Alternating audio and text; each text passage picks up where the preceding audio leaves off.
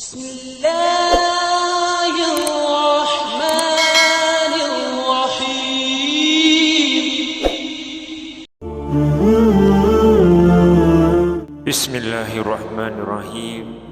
Assalamualaikum warahmatullahi wabarakatuh. Syukur alhamdulillah kita masih dipertemukan kembali di channel ini.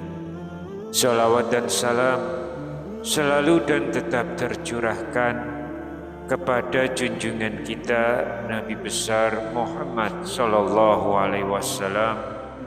Allahumma sholli ala sayyidina Muhammad wa ala ali sayyidina Muhammad.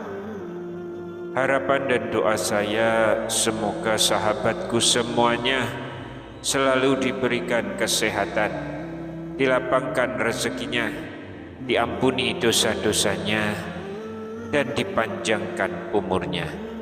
Dan sempatkanlah menuliskan sholawat di kolom komentar. Insya Allah akan menjadi bukti cinta kita kepada Rasulullah Muhammad sallallahu alaihi wasallam. Semoga kita semua mendapatkan syafaat beliau di akhirat kelak. Amin ya rabbal alamin. Sahabat beriman yang dirahmati Allah, pada kesempatan kali ini kita akan membahas sebuah amalan ringan yang sangat besar pahalanya. Amalan ini dikerjakan pada waktu yang sangat mulia dan menjadi pembuka keberkahan sepanjang hari. Jadi sholat ini adalah sholat sunnah qobliyah subuh. Mengapa qobliyah subuh itu penting? Jadi sholat subuh ini adalah salah satu sholat yang paling berat bagi sebagian orang.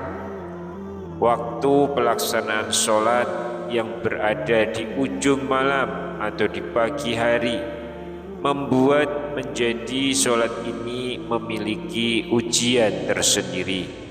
Apalagi dalam kondisi dingin dan rasa kantuk yang masih menyelimuti. Namun di balik kesulitan itu ternyata terdapat peluang besar untuk meraih keutamaan yang luar biasa. Sebelum kita melaksanakan sholat subuh, terdapat sholat sunnah yang sangat dianjurkan oleh Rasulullah sallallahu alaihi wasallam, yaitu sholat sunnah 2 rakaat sebelum subuh, atau yang dikenal sebagai qobliyah subuh. Jadi ada begitu banyak keutamaannya, dan salah satu dari keutamaan-keutamaan itu adalah yang pertama, ia merupakan sholat sunnah yang terbaik. Rasulullah SAW pernah bersabda, raq'ata al-fajri khairun minad dunya wa ma fiha, yang artinya 2 rakaat sholat fajar atau qobliyah subuh lebih baik daripada dunia dan seisinya. Hadis riwayat Muslim. Ini menunjukkan betapa mulianya ibadah ringan ini di sisi Allah. Yang kedua, jalan menuju surga. Dalam riwayat yang lain, Rasulullah juga pernah bersabda, raq'ata al-fajri ahabu ilayya minad dunya jami'a, bahwa 2 rakaat sholat fajar lebih aku cintai daripada seluruh dunia. Hadis riwayat Muslim.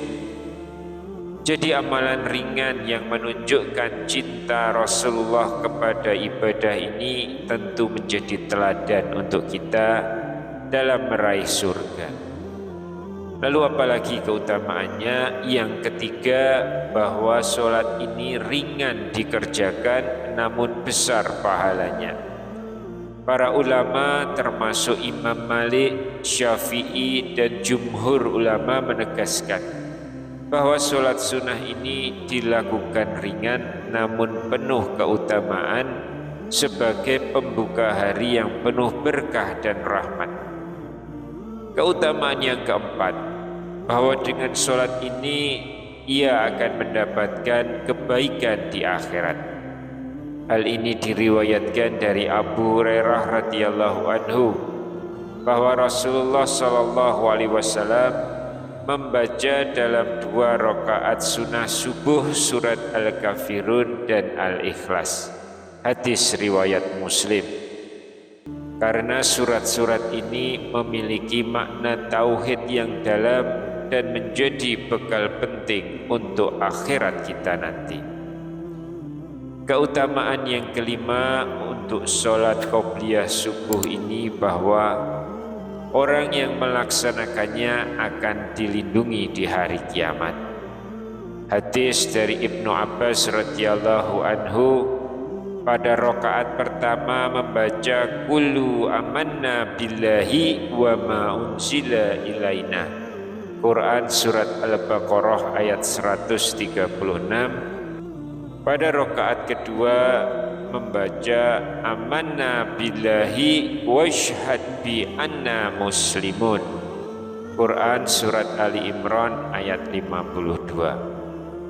Orang yang menjaga sholat ini dengan istiqomah maka akan mendapatkan perlindungan di hari kiamat.